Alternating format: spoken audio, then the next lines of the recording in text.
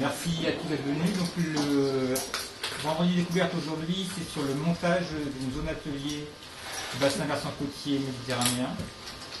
Donc je ne sais pas si tout le monde sait ce qu'est une zone atelier ici. Non. Donc je vais d'abord vous expliquer ce qu'est une zone atelier. Une zone atelier, c'est un outil du CNRS d'observation sur du long terme de systèmes sociaux, social et écologiques. Il y en a actuellement 14 en France, dont une sur le bassin du Rhône sur laquelle nous sommes impliqués. Et dans le cadre de ces zones ateliers permettent ensuite d'avoir à la fois un label qui est reconnu au niveau européen. Donc c'est un atout quand on dépose des projets de dire qu'on peut s'appuyer sur un dispositif d'observation sur du long terme. C'est un dispositif qui était au départ très écologique et qui maintenant cherche à s'ouvrir sur l'aspect social et écologique. Et l'idée qui s'est mise en place avec Muse, c'était de pouvoir en créer une sur les petits fleuves côtiers méditerranéens. Dans les 14 existants en France actuellement, il y en a une sur le bassin du Rhône, parmi les proches, une sur le Pyrénées-Garonne, de l'autre côté. Après, il y en a une sur la Loire, sur le bassin de la Loire, une sur le bassin de la Meuse, sur le bassin de la Seine, sur le Val de Sèvres, ça c'est dans les Deux-Sèvres, en région Poitou-Charentes, en Armorique, les eaux urbaines à Strasbourg et Brest-Tiroise, c'est-à-dire des bassins côtiers qui donnent sur la rade de Brest. Enfin, toute la partie rade de Brest, mais aussi au sud de c'est pas Bête-Concarneau, c'est entre le. Enfin, je suis pas breton, moi. Je suis pas du Finistère. C'est pas le Finistère, d'accord. Non, t'as dit comme un breton. Ouais, c'est vrai. Enfin, c'est la rade de Brest et aussi un peu plus au sud.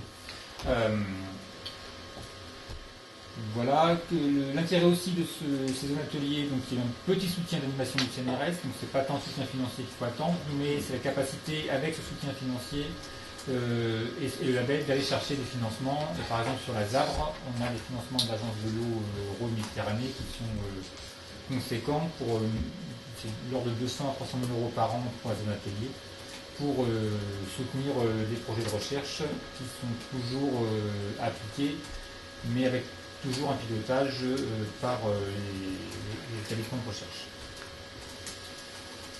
Que dire d'autre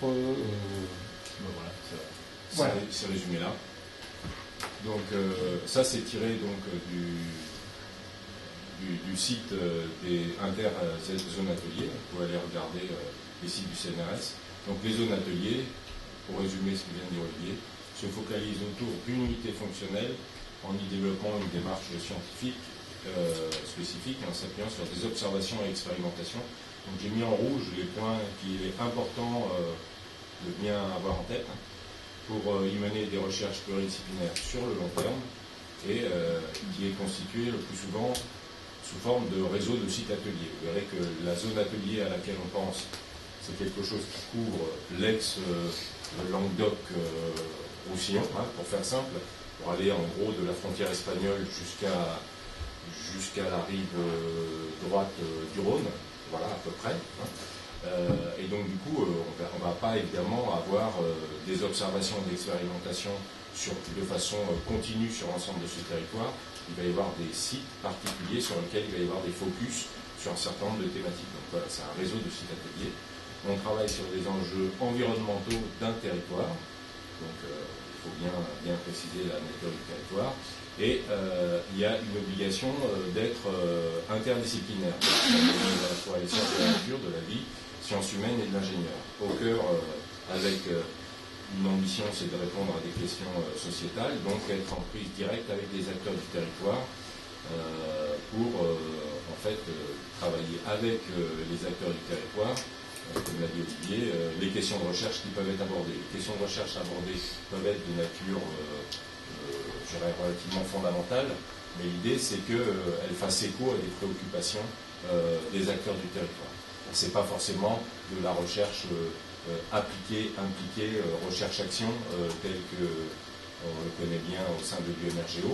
Ça peut être des recherches vraiment d'acquisition de connaissances, mais avec une acquisition de connaissances qui, à terme, devrait pouvoir être mobilisée par les acteurs pour mieux gérer les questions, les enjeux sociétaux auxquels ils sont confrontés. Avec un gros aussi enjeu et spécifique, et particulier par rapport à d'autres activités de recherche que l'on mène, c'est qu'il y a une obligation de production et de mise à disposition de données, et donc tout un travail autour de l'archivage, autour des métadonnées et de l'accès aux données à d'autres opérateurs de la recherche, mais aussi du public. Donc, pour ceux qui connaissent la ZABRE, il y a tout un travail spécifique, y compris, alors je le dis pour les gens des sciences sociales, un travail auquel on n'est pas habitué, de qualification en termes de métadonnées, de mise à disposition des enquêtes, d'anonymisation pour que les enquêtes puissent être réutilisées. Donc c'est mis sur des sites, donc c'est assez particulier. Donc, et ça, c'est vraiment une spécificité forte des sites ateliers. C'est pas quelque chose de vraiment très original pour les gens qui travaillent dans les sciences de la vie ou des sciences du milieu, qui ont l'habitude de gérer des grands observatoires. Pour nous, c'est un peu plus particulier, donc c'est un enjeu particulier. Donc là, Olivier a évoqué l'ensemble des zones ateliers qui existent déjà. Alors, je vais reprendre rapidement en disant qu'il y a déjà, en fait, les grands bassins, ceux qui travaillent en fait avec des questions relatives à l'eau, il y en a déjà beaucoup. En fait, c'est... Bon, on ne va pas repartir sur l'histoire, mais en fait, c'est parce que c'est effectivement des endroits où les enjeux environnementaux ont été assez tôt saisis et il y a eu des grands programmes interdisciplinaires, donc, sur toutes les grandes rivières et les grands fleuves de France. Vous voyez, il y a aussi quelques interfaces à l'étranger. Et ce qu'il faut, enfin, quelques sites à l'étranger, ce qu'il faut noter, c'est que, pardon, il y a un seul site qui travaille sur l'interface terre-mer avec Westerwald. Voilà. Par rapport à l'étranger, comme les collègues de Sierra Leone, il y a la Zedawongi, donc c'est sur le Zimbabwe. Et c'est coporté par un collègue du Sierra, Alexandre Caron. Voilà. Donc, voilà, il y a un réseau, il y a un enjeu effectivement très très fort d'intégrer finalement un réseau européen un peu du même type. Donc ça, c'est très mobilisateur pour les institutions parce que ça permet effectivement de mobiliser derrière des projets européens. Alors peut-être que pour ceux qui sont moins familiers de toutes les recherches en environnement, il y a de plus en plus de recherches en environnement qui ne peuvent être financées au niveau européen qu'à partir du moment où ils s'adossent à des sites reconnus et labellisés de ce type-là. Donc voilà, c'est aussi quelque chose qu'il faut qu'on ait en tête. Alors, maintenant, on va rentrer un peu plus sur le contenu. Pourquoi une zone atelier sur les petits bassins côtiers méditerranéens? Ben voilà, donc nous, il ne vous a pas échappé que c'est un espace de collaboration au niveau de IM2E et de Waters, et au-delà. C'est ce en fait, on cherchait, avec Olivier et Jérôme Molina, un support pour développer les collaborations au-delà des UMR. Ça fait déjà des années qu'on essaye de faire ça, mais manquant complètement de moyens financiers, c'est bien joli de vous dire collaborer avec HSM, avec ArtDev, avec ceci, avec cela. Dans la mesure où on ne vous emmène pas de moyens, vous nous entendez poliment et puis après vous retournez faire votre taf. Voilà. Donc du coup on s'est dit, en s'inspirant de la zone atelier sur le Rhône, la ZABRE, à laquelle on a eu plusieurs projets, on s'est dit pourquoi ne pas monter quelque chose de spécifique sur les bassins méditerranéens qui sont peu étudiés, en tout cas qui ne font pas l'objet d'un dispositif comme celui du Rhône de l'autre côté sur les Pyrénées. Et donc du coup on s'est dit c'est peut-être une opportunité pour à la fois mobiliser les acteurs du territoire, que ce soit la région, que ce soit l'agence de l'eau, que ce soit l'AFB, les collectivités territoriales, etc., pour finalement avoir des financements sur le long terme de nos recherches et pour avoir quelque chose d'un peu différent aussi des appels d'offres classiques de l'ANR, Catalytic, etc., mais d'avoir des dispositifs sur lesquels on puisse travailler de façon longue, en longue durée sur le site. Voilà. avec un inconvénient, enfin c'est pas un inconvénient, c'est plutôt pour moi, je trouve que c'est quelque chose de plutôt stimulant, c'est que ça va nous obliger à sortir du monde de l'eau. Parce que ceux qui valident un dispositif zone atelier, c'est le CNRS INE, donc c'est les enjeux environnementaux. Et donc ça nous oblige, je dirais même par construction, à aller vers le monde de la biodiversité de façon un peu simple, hein, pour finalement essayer de développer des recherches qui intéressent aussi et qui concernent aussi le monde de l'environnement. Et non pas simplement au sein de la sphère IN2E. Il ne vous aura pas échappé qu'on est surtout entre gens du monde de l'eau et voire de l'agriculture, mais on est très eau-centré. Voilà. Et donc là, il ne faut pas faire un projet eau-centré, il faut faire un projet environnement-centré dans lequel l'eau a une place importante. Voilà. Avec une obligation d'originalité sur les socio-écosystèmes, puisque on a déjà vu qu'il y en avait 5 qui étaient eau-centrés, mais avec une seule interface ternaire, et sur des thématiques qui sont nouvelles par rapport à celles qui sont déjà présentes sur les 14. Je ne vais pas vous faire une liste de toutes les thématiques qui sont abordées par les 14, mais beaucoup d'effets sur le changement climatique qui sont annoncés, parce que c'est bien à la mode, mais quand on regarde, il y a finalement assez peu quand on regarde concrètement ce qui est fait, il y a assez peu d'enjeux scientifiques vraiment spécifiques, et notamment rien sur la dimension extrême, sur les extrêmes, notamment les extrêmes climatiques, ou tous les extrêmes en général qui peuvent être liés au changement climatique. Donc tout le monde annonce adaptation au changement climatique, mais quand on regarde concrètement ce qu'ils font, en gros, c'est du changement climatique washing, hein. C'est-à-dire qu'on repeint avec changement climatique des thématiques déjà fortement ancrées dans l'histoire et qui étaient déjà... Alors on s'est dit, tiens, est-ce qu'on ne pourrait pas, nous, travailler de façon un peu plus spécifique sur changement climatique. Voilà. Première ébauche, du coup, alors, Olivier sera plus familier que moi de cette dimension-là, parce qu'il manipule plus les socio-écosystèmes que moi, donc dans toute cette sphère-là. Les gens qui pilotent les zones ateliers sont assez marqués par cette école de pensée. Voilà. Et donc, leur manière de poser les enjeux et de poser les thématiques de recherche, c'est il faut un cadre conceptuel qui est formalisé dans un dessin où on montre les interactions entre l'environnement, la société, voilà, et les aménagements. Pour faire simple, ça va ? Voilà. Et donc du coup, non mais moi pas forcément. Très ancré sur rétroaction entre dynamique écologique et dynamique sociale. Voilà. L'idée c'est de considérer ensemble les dynamiques écologiques et sociales avec toutes leurs interactions et de montrer que quand il y a des choses qui bougent sur un des côtés, ça pénalise l'autre, ça modifie, etc. Une approche système bien formalisée autour des socio-écosystèmes. Et donc du coup, c'est aussi très, comme c'est marqué par les mondes de l'environnement, très marqué aussi par ce qu'ils appellent les unités fonctionnelles, avec des choses qui retombent pour les gens qui ne connaissent pas, qui sont un peu moins familiers, sur les notions d'unité paysagère, etc. Enfin, on retrouve l'idée qu'il faut dessiner un système un peu particulier et justifier qu'on travaille sur un socio-écosystème particulier. Donc on s'est pris un petit crayon, puis voilà, on a essayé de dessiner ce qui pourrait être caractériser un socio-écosystème des fleuves côtiers méditerranéens. Donc en fait, on a repris un truc simple, hein, c'est quand on caractérise un système méditerranéen, les petits fleuves côtiers méditerranéens, ils se caractérisent par le fait qu'ils prennent une source dans des zones semi-montagneuses, hein, ce qu'on appelait les monts et plateaux, avec des paysages de côtes, d'avant-côtes, de plateaux, de contreforts, etc., de cordillères, avec en termes de marqueurs de dynamique territoriale, surtout enfrichement et déprises agricoles. Alors là, on y va à l'âge, ça va vous sembler hyper caricatural, mais c'est exprès. D'accord ? Donc, vous prenez le Mont Égual, etc., hein, ça prend ses sources là-haut, et puis ça descend à travers les collines et les plaines, avec des paysages qui sont des paysages de garrigues, de vignes, d'habitats, d'activités, avec un marqueur de dynamique territoriale, d'artificialisation des terres et d'expansion et de densification des aires urbaines. Hein. Pensez aux croissants, Montpellier, Narbonne,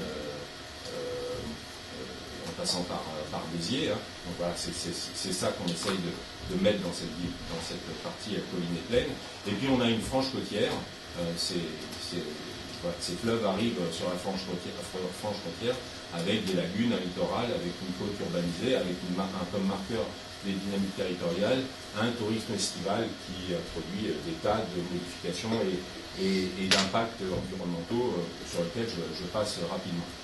Les points qui font un peu lien entre ces trois zones, c'est en fait l'eau, hein, c'est la flèche bleue, qu'elle soit en surface ou en souterrain. La vigne est un élément présent pratiquement sur l'ensemble de ce continuum, alors de façon un peu différenciée, hein, mais il y en a un peu partout, et c'est quand même aussi quelque chose, la vigne, qui est un marqueur aussi social, politique, territorial, etc. Et donc vous avez aussi à droite, la flèche à droite, l'idée que de façon, en termes d'organisation politique, ce que vous regardez de façon un peu générale, c'est que la manière dont ont été construits les départements notamment, c'est qu'ils se sont efforcés d'avoir ces trois entités dans leur sphère d'influence. Hein. Donc vous regardez l'Hérault, vous regardez le Gard, vous regardez l'Aude, vous regardez les PO, on a bien des départements hein, qui ont été la première entité politique d'organisation un peu des solidarités et des politiques publiques, eh bien ils englobent ça. Voilà. Donc ça c'est un peu, quand vous regardez les autres zones ateliers, ça ne fonctionne pas tout à fait comme ça. Voilà. Mais l'idée c'est que voilà, c'est un peu ce qu'on se dit, tiens, ça c'est une caractéristique de ces bassins. Et alors quand on regarde, pour complexifier un petit peu par rapport aux questions qui nous intéressent, si on regarde un petit peu les forçages là-dessus, on pourrait, enfin, notre idée c'est de travailler sur l'impact notamment du changement climatique et du changement global, parce qu'ici on n'est pas qu'avec un forçage lié au changement climatique, mais aussi avec une très forte dynamique sociale en termes d'occupation du territoire. Donc on a des forçages climat que l'on peut vraiment caractériser à la hache en deux termes, ce qu'on appelle l'aridification, c'est-à-dire qu'on a un changement du régime moyen, c'est-à-dire avec les températures, avec la demande en eau, avec voilà, l'idée qu'on va vers un climat plus aride en moyenne, sans se préoccuper de la dimension extrême. Et puis de l'autre côté, ce que disent les gens qui s'occupent du climat, c'est qu'on a, on a des risques d'amplification et de multiplication des phénomènes extrêmes. Voilà, notamment, pour ce qui concerne ici, les inondations, voilà, les tempêtes aussi, les tempêtes qui viennent de la mer, etc. On a un forçage mer aussi, ne pas oublier qu'on avait l'intérêt de travailler sur l'interface terre-mer. Hein. Au niveau du forçage mer, en termes de climat, c'est les remontées du niveau marin avec un impact des tempêtes qui est de plus en plus élevé. Et puis, ce qu'on a mis dans le cas rouge ici, c'est le fait que c'est une zone qui connaît des dynamiques urbaines et territoriales particulièrement exacerbées. Hein. Vous savez que, bon, vous ne savez pas, mais on est la zone avec la zone de Toulouse, celle qui connaissons le plus fort taux d'accroissement démographique de France, et ce depuis déjà au moins une trentaine d'années, ce qui amène des vraies préoccupations en termes d'habitat, d'expansion urbaine, et donc du coup de vulnérabilité à des tas de choses, dont la disponibilité en eau, dont les événements extrêmes, dont les inondations. Voilà. Et donc du coup, on se dit, ça légitime le fait de travailler sur une zone qui a ces caractéristiques-là et qui n'est pas encore abordée par les autres 14 zones ateliers, avec des interdépendances multiples et des solidarités, parce que ce qui nous intéresse aussi, c'est d'y mettre aussi des questions plutôt de nature sociétale, les solidarités territoriales anciennes, hein, dont je vous ai parlé, qui s'étaient organisées à travers les départements, qui sont aujourd'hui mises en question par ces différents forçages. Voilà, alors après on s'est amusé, mais du coup on en a défini quatre enjeux thématiques, 4 enjeux qui sont en cours d'écriture. C'est-à-dire qu'il y a eu quelques personnes qui ont accepté de commencer à écrire ce sur quoi on pourrait travailler sur ces différents enjeux, essayer d'organiser finalement un travail de recherche sur quelques grandes questions. Premier enjeu, c'est de travailler sur les écosystèmes, socio-écosystèmes soumis à l'aridification et à la montée des eaux. Donc c'est l'idée de travailler sur les tendances de long terme, sur les moyennes. Donc avec augmentation de température, enfin bon, la description vous l'avez là, les intermittences plus fréquentes et plus longues, les étages sévères et prolongés, les demandes en eau et demandes de mobilisation et de contrôle des ressources beaucoup plus forts, etc. Bon, du coup, à chaque fois, on a essayé pour chacun des termes, chacun de ces enjeux, d'avoir une partie un peu descriptive de l'enjeu, les questions de recherche qui en découlent, que ce soit en termes de compréhension, donc là vous avez caractérisation, indicateur, monitoring, etc., effet combiné, et à la fois une compréhension des dynamiques que l'on peut observer, mais aussi qu'est-ce que cela fait en termes d'impact. Donc modification du fonctionnement du cycle de l'eau, conséquences sur les écosystèmes, biodiversité, impact technique et économique, enfin, j'en passe, c'est les meilleurs. C'est pas forcément, c'est juste pour vous donner une idée, parce que toutes ces questions sont en train d'être travaillées. Et si on vous mobilise aujourd'hui avec Olivier, c'est qu'on souhaiterait que ceux que ça intéresse aillent travailler avec les responsables des différentes thématiques pour finalement définir les questions de recherche qui nous intéressent collectivement. Mais là, vous pouvez aussi être relativement intelligent, ce dont je ne dis pas, c'est y mettre aussi vos propres questions de recherche. D'accord ? C'est quand même, voilà, on y va, on travaille collectif, mais sans oublier que ça peut être intéressant d'y mettre des choses qui intéressent plus particulièrement Géo. Okay ? Et donc, on a la compréhension des phénomènes, la qualification des impacts des phénomènes sur les socio-écosystèmes, et puis après, ne pas oublier qu'on veut travailler avec des acteurs du territoire, et puis aussi qu'on a il y a certaines unités de recherche qui sont très embarquées dans de la recherche appliquée, et donc travailler sur les possibilités d'adaptation. D'accord ? Donc on a caractérisation, et puis aussi travailler sur les enjeux d'adaptation. Là, vous en avez quelques-unes. Voilà, comment se reconfigurent les politiques publiques d'adaptation à la gestion de l'eau et des écosystèmes aquatiques, etc., via l'offre, via la demande, via l'artificialisation. Peu importe les thématiques, c'est juste pour vous présenter la logique générale. Voilà. Et on a la même chose après derrière sur les extrêmes, et à chaque fois, donc, on a une qualification des extrêmes, comment on peut mieux la caractériser, comment on peut mieux caractériser les impacts des extrêmes sur les socio-écosystèmes et quelle stratégie d'adaptation pour accroître la résilience. Vous voyez, ça c'est le deuxième thème. Le troisième thème, on a fait quelque chose d'un peu différent. Donc là, on était deux impacts plutôt de nature climat. On a un troisième thème qui est, par rapport au schéma que j'ai présenté tout à l'heure, quelque chose un peu transversal. C'est que, comme je l'ai dit, les dynamiques territoriales, elles sont assez particulières sur ce système, enfin sur ce territoire. Et on constate aujourd'hui des dynamiques territoriales extrêmement contrastées entre l'amont et l'aval.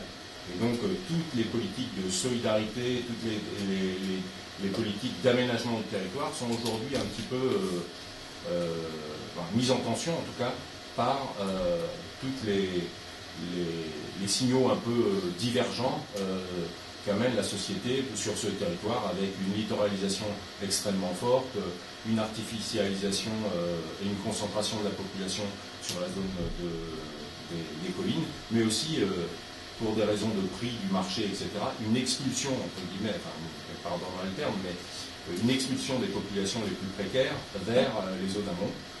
Avec le marché foncier, il y a des gens qui, de plus en plus, sont obligés d'aller au-delà de Saint-Gozil, vers Ganges, etc., pour habiter, du simple fait que c'est impossible de se loger sur Montpellier. Et même si l'emploi est ici, voilà, les gens vont là-haut, avec des tas de répercussions sur le type d'habitat, sur la mobilité, sur les enjeux liés. Après, vous pouvez décliner tous les effets que ça peut avoir sur l'occupation de l'espace, etc., etc. Et tout ça aussi, on peut ramener aussi là-dedans quels impacts sur la vulnérabilité des populations par rapport aux extrêmes, par rapport à l'aridité, etc. Voilà. Donc de retravailler sur ces questions de dynamique territoriale voilà, qui sont un peu perturbé en tout cas par le changement global ici sur la zone. Voilà, comme quoi il y a une partie compréhension, une partie caractérisation des impacts et une partie adaptation, toujours pareil, avec là un focus sur les enjeux de solidarité et d'inégalité territoriale qui sont en train de se marquer de façon très très forte. Et du coup, voilà, une question autour de ces solidarités et des inégalités territoriales.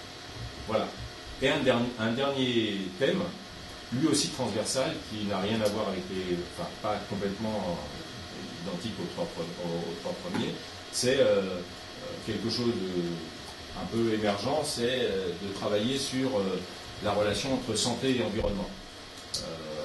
Donc on assiste à des modifications de l'environnement, notamment celles qui passent par l'eau, à travers la qualité chimique, biologique, etc., milieu de vie, vecteurs, etc., qui peuvent avoir des effets sur la santé des populations, voilà, avec un focus autour des enjeux liés plutôt à l'assainissement, l'eau potable, la réutilisation des eaux usées, la baignade, le tourisme, puisqu'on va faire quand même un focus sur l'eau.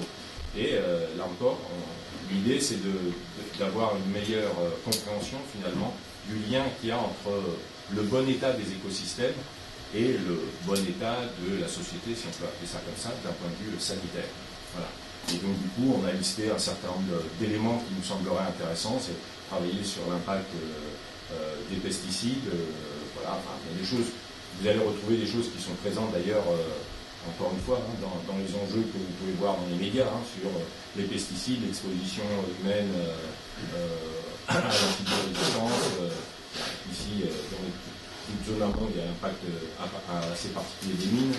Voilà, on se retrouve ici avec des petites choses très agréables l'été, c'est les moustiques, par exemple. Donc ça génère aussi une politique publique assez particulière, avec voilà, le moustique tigre qui est devenu vraiment omniprésent et qui a des répercussions extrêmement importantes sur le tourisme. Il y a eu certaines années de mauvais contrôle des populations de moustiques tigres où il y a eu des chutes significatives, chiffre d'affaires du monde du tourisme, qui sont assez mobilisatrices pour les politiques publiques. Voilà. Réduire ces risques sanitaires, pourquoi pas aussi travailler sur les microplastiques et le continuum terre-mer. Voilà. Donc un certain nombre de choses autour de santé et environnement. Voilà. Et toujours pareil à chaque fois, mieux comprendre, caractériser, identifier les impacts et proposer des stratégies d'adaptation. Voilà, ça c'est l'état de réflexion. On va présenter donc, les groupes. Il y a des groupes qui ont été constitués pour chacun de ces thèmes-là, qui ont commencé à produire un petit texte. On peut vous donner les noms si on s'en souvient. Voilà, on mettra à disposition. J'ai pas. Le premier, c'est Jean-Christophe Maréchal. Oui. Aridification, Jean-Christophe Maréchal du BRGM que vous connaissez. Le deuxième extrême, c'est Yves Tremblay à HSM. Oui. Le troisième, c'est Stéphane Biotti et Alexandre Brun sur dynamique territoriale. Et Santé Environnement, c'est Patrick Tonfort à HSM. Voilà. Très bonne mémoire. Donc des textes préparatoires sont en cours d'écriture. Donc nous on va les récupérer là pour faire une présentation de notre idée à l'INE la semaine prochaine, le 13 avec Olivier.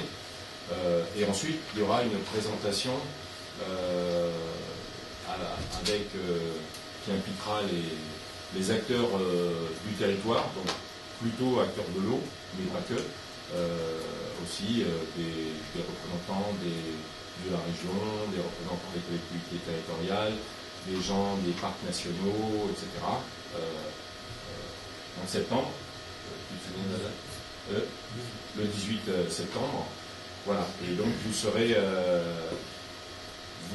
invité à y participer aussi, mais d'ici là, vous êtes tout à fait invité à contribuer au groupe de travail, puisque pour l'instant, rien n'est définitif dans l'écriture des thématiques. L'idée étant, avec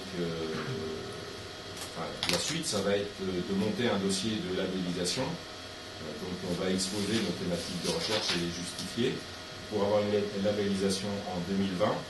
Et à partir du moment où on aura une labellisation, ça facilitera le conventionnement avec un certain nombre d'acteurs du territoire que j'ai cités, qui sont donc l'AFB, l'agence de l'eau, les communautés de communes potentiellement intéressées, la région, pour abonder au financement, à un financement récurrent de cet outil.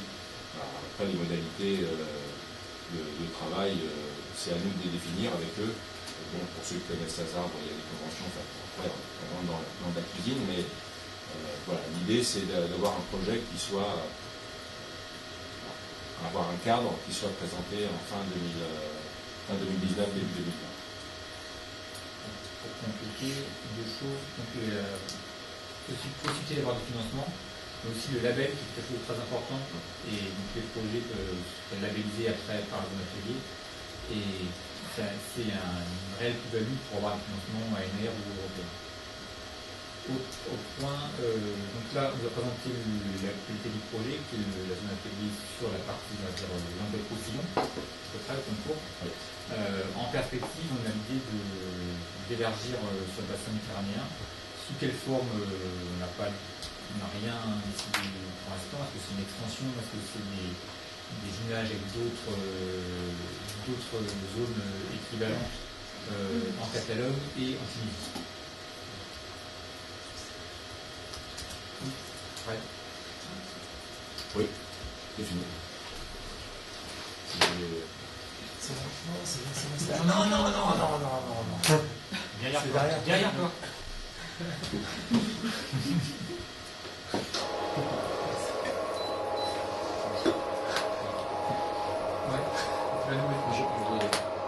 Deux questions en fait. La première, c'est vous avez parlé de CNRS en tant que j'ai pas trop bien compris en fait la relation entre le CNRS et qui est derrière ces zones ateliers. Et du coup, la question est qui donne la labellisation en fait. Vous présentez les projets à qui en fait. Ça, c'était ma première question.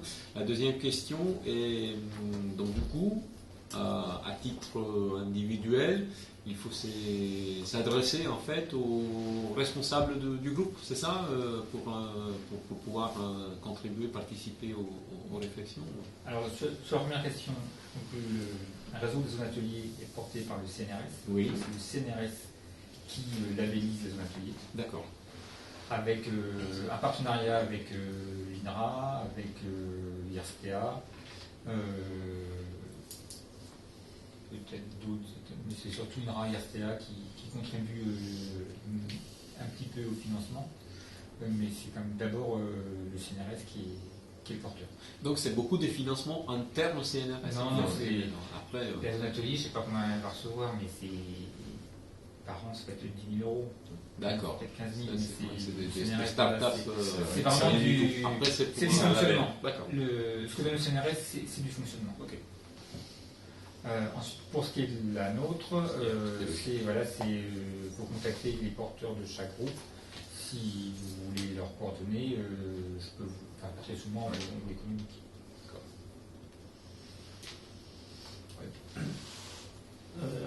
À un moment, tu as dit que la zone atelier, c'est un réseau de sites ateliers. Oui. Tu peux expliquer un peu mieux ce que c'est qu'un Alors, site atelier du coup? Nous, il ne vous a pas échappé qu'on a présenté un programme large et qui n'était pas localisé sur je ne sais pas quoi, le bassin de l'Hérault, le bassin du Lez.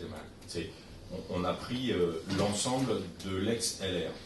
Donc là-dedans, on ne va pas faire de l'observation et de l'expérimentation de façon, comme je l'ai dit, de façon homogène sur l'ensemble du territoire. Donc il y a des sites particuliers sur lesquels il y a, le travail se déroule. L'idée est d'avoir des sites, un peu comme sur le Rhône, des sites sur lesquels il y a de l'investissement privilégié et sur lesquels on va essayer de focaliser les travaux.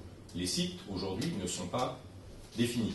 C'est-à-dire que c'est collectivement qu'on va dire que, compte tenu des observations qu'on a, par exemple, depuis très longtemps sur Thau, pour donner un exemple concret, qui est en cours de finalisation, eh bien, il est fort probable qu'il y ait un site atelier autour de Thau.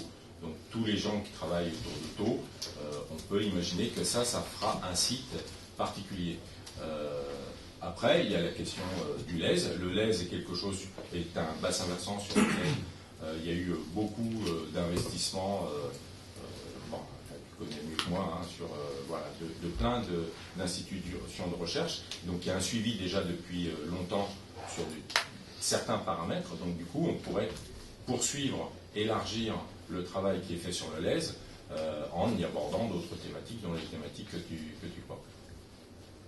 Et si on a financé en première année quelque chose sur le Lèze autour des inondations, c'était avec l'idée qu'effectivement on pourrait y mettre le travail sur l'observatoire de l'inondation dans la zone atelier. Il y aurait toute sa place. Je ne réponds pas complètement à ma question.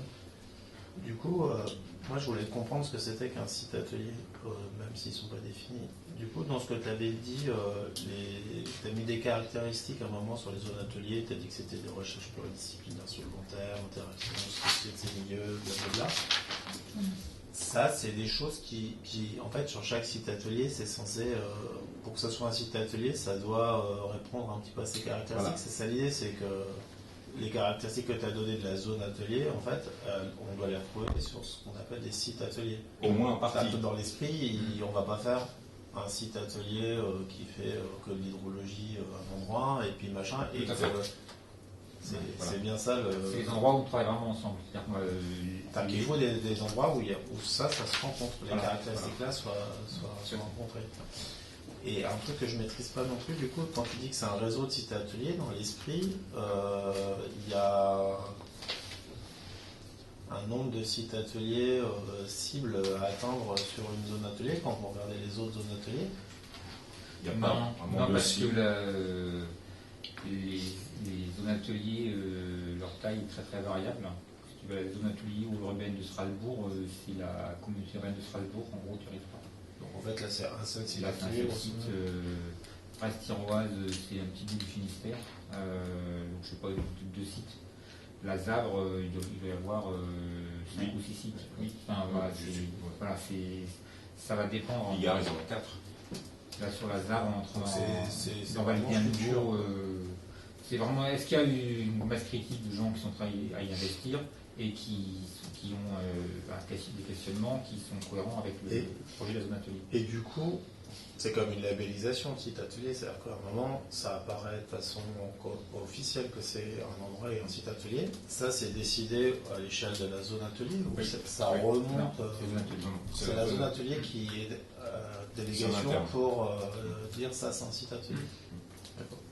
L'idée, c'est un outil qui doit favoriser les interactions entre les équipes, favoriser notamment l'interdisciplinarité, et donc du coup, c'est inciter les gens à capitaliser sur un nombre de sites, entre guillemets, maîtrisés, limités par définition, pour que, effectivement, il y ait l'habitude de capitaliser sur du long terme, sur un nombre de sites limités. Ça n'interdit pas d'aller travailler ailleurs.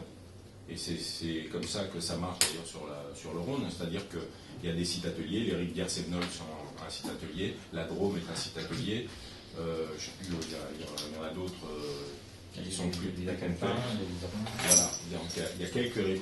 Ça veut dire que les recherches qui sont financées dans le cadre de la zone atelier, elles prennent appui sur ce site-là, sur ces sites-là en particulier, mais elles peuvent déborder, c'est-à-dire que pour une raison X ou Y, il peut être intéressant de faire une comparaison ou un travail complémentaire sur un site à côté qui n'est pas forcément considéré comme un site atelier, mais qui a un intérêt pour la question spécifique qui est abordée dans le projet de recherche.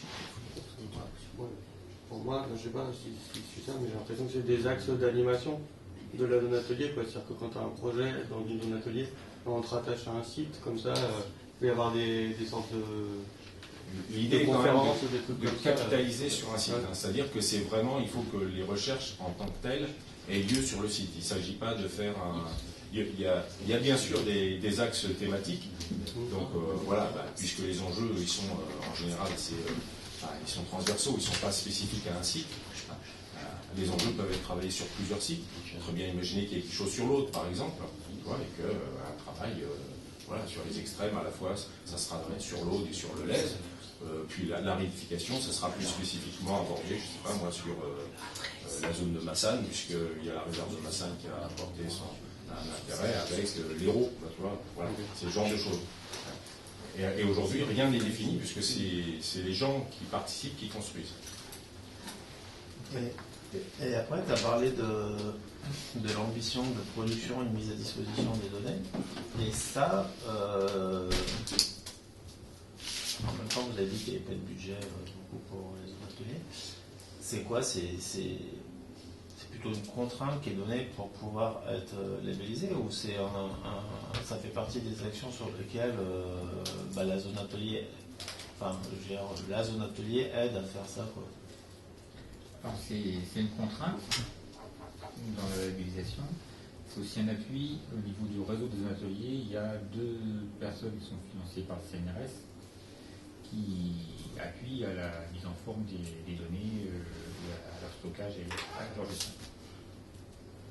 Le stockage, il est centralisé sur le réseau? Le stockage, alors là, j'ai pas tous les détails. Toutes les données ne sont pas centralisées sur le réseau, mais le format est commun. Et là, au niveau des zones ateliers qui sont déjà existantes, comment ça marche les coopérations avec d'autres trucs qui ressemblent à ça, genre les observatoires? Ça marche comment? Parce que moi, j'avoue que tu vois, par exemple, sur le Rhône, en plus comme c'est les mêmes personnes, entre zone atelier, OHM, les Rhône, Majan, je suis complètement perdu sur. L'OHM Vallée du Rhône est un site atelier de Lazare. C'est-à-dire qu'en fait, un observatoire peut être considéré comme un site atelier? Oui. Donc un site atelier, c'est pas un territoire. C'est pas le territoire de l'eau. Voilà, d'accord. C'est l'OHM en tant qu'OHM qui est un site atelier? Oui. D'accord. C'est considéré comme un site. Et de même pour nous, on est en discussion avec l'OHM Golfe des Mortes pour qu'ils soient intégrés dans un atelier petit peu plus. Donc en fait, c'est envisageable que des services, parce que moi je dans l'OSU-ORM par exemple, il y a des services d'observation, parce que l'OSU, je pense que ça ne marche pas, mais c'est envisageable que des services d'observation de l'OSU soient considérés comme des sites. Oui, ou contribuer à des sites, ça va dépendre de l'échelle. Typiquement, ce qu'on a envisagé, qui est un site plutôt amont-Larzac, le site de Puy-Chabon, qui est un site géré par l'OSU-ORM, pour mesurer les flux hydriques en forêt, en ferait partie. Ce serait D'accord. Et ça veut dire que, comme Olivier a commencé à te dire que c'est une contrainte, qu'il y a des gens qui aident à organiser, il y a aussi dans les financements accordés par la zone atelier, il y en a qui peuvent être dédiés spécifiquement à l'appui, à toute cette dimension gestion des données, quoi. Ça peut être une des choses financées par la zone atelier. Enfin, il faut qu'on trouve les sources de financement, hein, c'est pas gagné, mais ça peut être légitime de demander des financements spécifiquement pour ça. Comment se passe la coopération avec les acteurs territoriaux dans une zone atelier? Là, j'ai cru comprendre qu'en amont, pour l'instant, ils ne sont pas encore impliqués dans la rédaction, ils le seront, ils vont être informés de la réunion du 18. Et après, donc, comment ça se passe en amont pour les impliquer, et comment ça se passe une fois que la zone atelier est lancée, cette relation avec les acteurs du territoire? Alors d'abord, c'est zone atelier par zone atelier que ça se fait.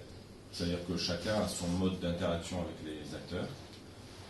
Ce que nous, on a fait, c'est que l'ARS, l'AFB et l'agence de l'eau au niveau régional ont été impliqués dès l'idée de la zone atelier.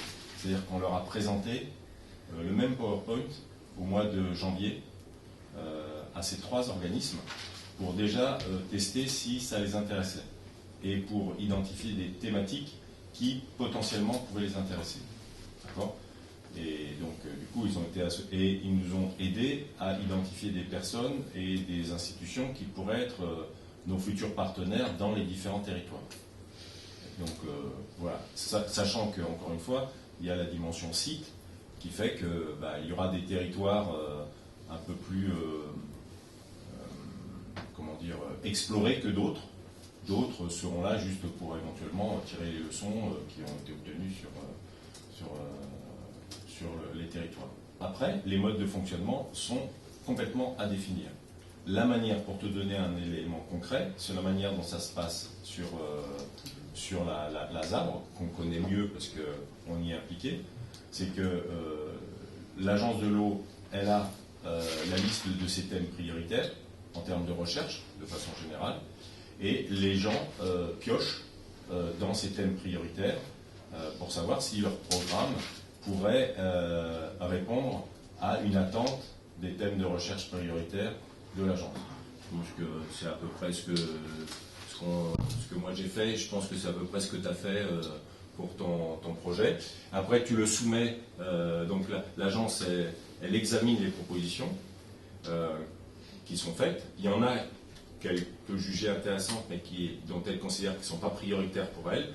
Donc elle renvoie à la zone atelier en disant c'est intéressant, mais nous on ne va pas financer. Ça, c'est pas dans notre champ thématique, c'est pas notre priorité.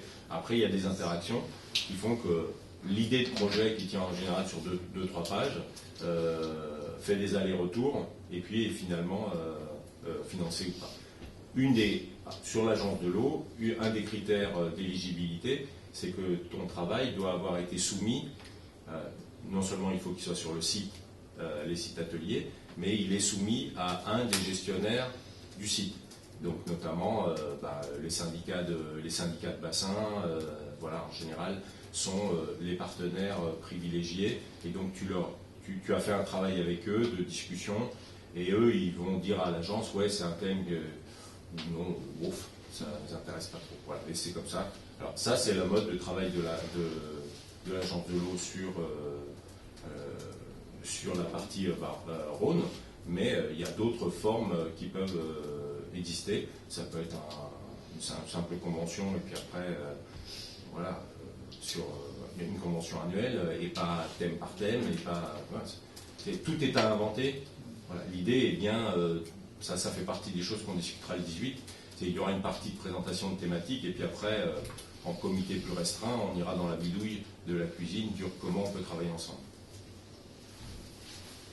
Et en routine, là, pour l'exemple de la ZABRE, il y a, avant la soumission à l'agence de l'eau, il y a un filtre par le comité de direction de la ZABRE qui valide en fait la pertinence du projet par rapport au projet de la ZABRE. Donc il y a d'abord un filtre scientifique, et une fois que tu as passé le filtre scientifique, puisque c'est quand même la zone atelier qui pilote les activités, après tu as une logique de guichet, c'est-à-dire que tu vas intéresser un opérateur, oui ou non. Si tu ne le trouves pas là, il faut que tu ailles le trouver ailleurs.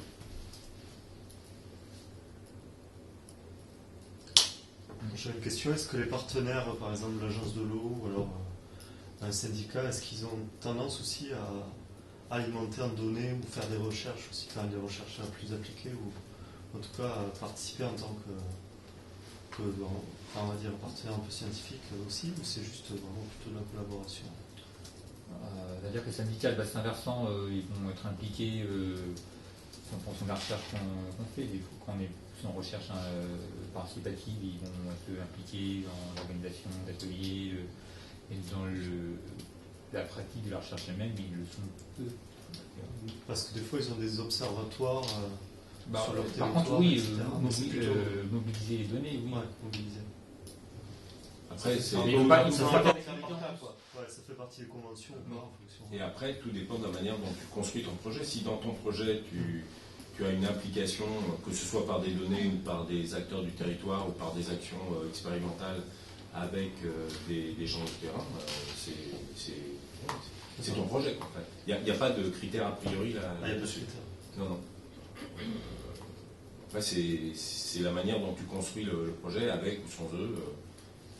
Plus c'est avec eux, effectivement, plus tu auras l'écoute de l'agence de l'eau. Mais ça, c'est pour le financement agence de l'eau. Il pourrait très bien avoir aussi des financements qui sont plutôt liés, portés par l'AFB. À un moment, peut-être qu'on arrivera à les mobiliser. Et puis peut-être que la région aura d'autres... L'idée de la zone atelier, c'est d'être aussi quelque chose qui permet d'orienter les guichets différents guichets et différents interlocuteurs qui seraient intéressés pour travailler et pour financer de la recherche sur l'eau et les milieux aquatiques et la biodiversité sur le territoire. Voilà. On a constaté que notamment la région, ou en tout cas certaines collectivités territoriales, étaient en attente en fait d'avoir un interlocuteur, enfin un espèce de guichet entre guillemets unique, parce que pour eux c'est un peu compliqué de savoir sur quelle thématique il faut que j'interpelle, etc. Pour telle thématique, il faut que j'interpelle Ardev. Pour telle thématique, il faut pour eux, si tu veux, l'ensemble de ces partenaires extérieurs, la communauté de recherche, c'est très compliqué, c'est très très divers. Donc du coup d'avoir une logique entre guillemets de guichet avec des gens qui font le travail de présélection et de validation scientifique en amont, c'est plus confortable. C'est déjà ce que nous a dit l'agence de l'eau, mais c'est aussi ce que nous a dit l'ARS, et c'est ce que ça les intéresserait bien d'avoir des gens qui fassent un premier filtre. J'ai une question. Alors, je crois que tu mentionnais ça dans le cadre du 3e enjeu thématique. Tu parlais de croiser des politiques publiques, tourisme, eau, etc. Est-ce que vous avez des leviers déjà précis d'action? Comment, on va dire, influencer ces politiques publiques avec des stratégies d'adaptation ou pas? C'est pas aussi précis à ce stade? Alors pour l'instant, c'est au moins de qualifier le besoin de recherche sur ces coordinations ou ce manque de coordination. Donc ça, c'est des choses qui auraient été... Dans les objectifs de nos ateliers, il n'y a pas d'activité de levier pour influencer les politiques publiques. C'est des recherches à visée compréhensive qui vont pouvoir informer les politiques publiques, mais il n'y a pas de dimension action. S'il y en a, enfin c'est pas interdit, c'est pour ça qu'il y a des logiques d'adaptation, c'est pas interdit d'en faire, mais c'est pas une obligation. Si il s'avère que, je sais pas quoi, Montpellier veut réformer, je vais dire n'importe quoi, son plan climat, par exemple, et s'appuyer sur une action et sur un groupe de chercheurs pour le faire, parce qu'ils considèrent que ça pourrait être intéressant, rien n'interdit de le faire et de le présenter dans le cadre d'une zone atelier, si tant est que Montpellier, où c'est considéré comme dans l'Est, Patin-Couffin, site atelier, tatati, tatata, enfin, il y aura une discussion à ce moment-là de l'opportunité du projet. Mais sur le plan scientifique, il y aura des scientifiques qui valideront l'intérêt de ce projet, et après, s'ils trouvent un écho avec un financier, tant mieux.